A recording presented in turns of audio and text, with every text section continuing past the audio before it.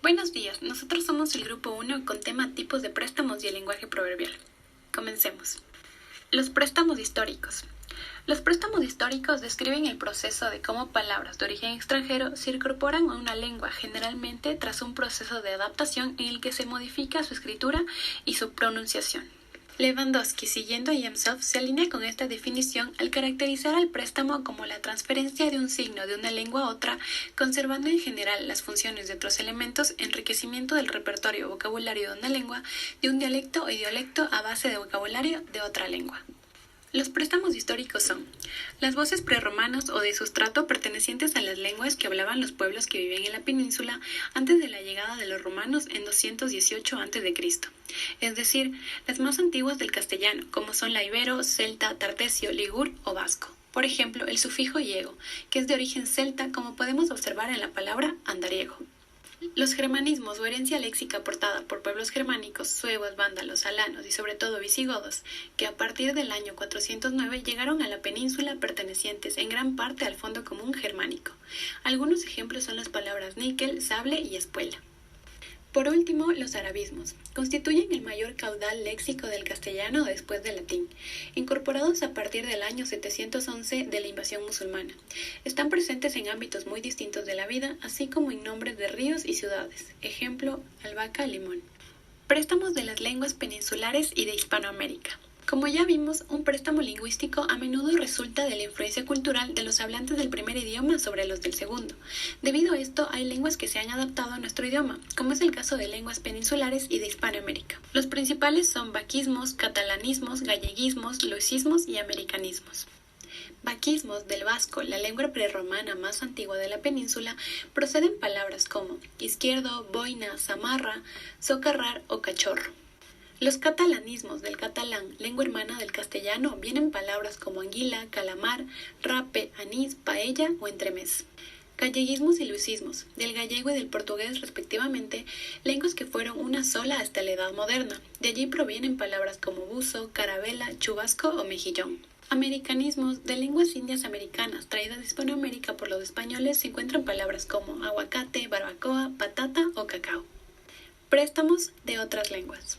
En sentido amplio, cualquier palabra tomada de otra lengua es un préstamo. Por ejemplo, en español lo son escáner del inglés, menú del francés y pizza del italiano.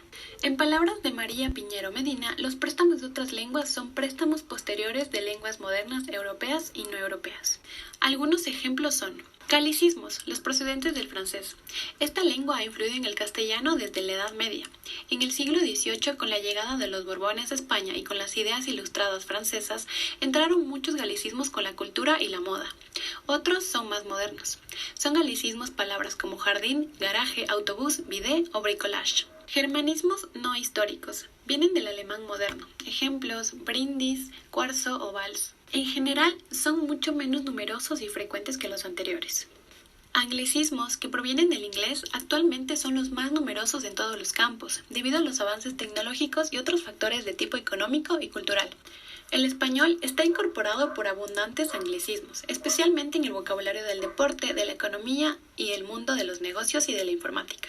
Algunos ejemplos que podemos mencionar son hobby, parking y bar. Por último, los italianismos, que se insertan en la lengua española por compartir una misma raíz idiomática, el latín, que facilita la inserción de dichos italianismos en esta lengua, como capricho, casino y novela. Ahora veremos el lenguaje proverbial. Los modismos. Los modismos son dichos que desempeñan una función en la oración, y al ser un ámbito lingüístico, debe ser ejecutado como todo hábito, es decir, de la misma manera siempre, siguiendo un orden rígido. Sintácticamente un modismo se comporta como un solo elemento, y no se puede alterar su sintaxis.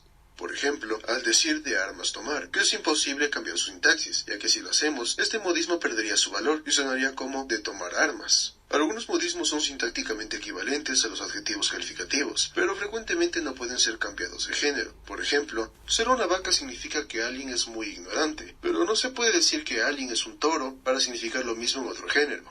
Como se ha expuesto, algunos modismos son equivalentes a los adjetivos, y como ellos pueden adquirir diversas formas para intensificar la cualidad. Frases hechas y refranes. ¿Qué son las frases hechas? Una frase hecha o dicho es una expresión de uso habitual, que se expresa de una forma fija y se entiende de manera figurada. Es decir, son un conjunto de palabras que tienen un significado distinto al estar separadas y otro al ser unidas. Ejemplos claros son estar en la luna, que es igual a estar distraído. ¿Qué son los refranes? Un refrán es un dicho de origen popular que emite o transmite un consejo, una enseñanza o un pensamiento moral que comúnmente se los encuentra estructurados de verso y rima en asonancia y consonancia. Ejemplos claros son, dime con quién andas y te diré quién eres. Como se puede apreciar, esta pequeña frase emite una enseñanza, puesto que las personas perciben al individuo según sus acompañantes o entorno. Lento pero seguro. En esta frase se emite un consejo, ya que se menciona que todo lo que se hace rápido y aprisa tiende a salir mal. Más vale tarde que nunca. En esta frase se emite un consejo y un pensamiento moral, mencionando que no importa cuánto se demore una persona, esta debe hacer lo que se ha propuesto. Estas son las fuentes bibliográficas que utilizamos. Muchas gracias por su atención.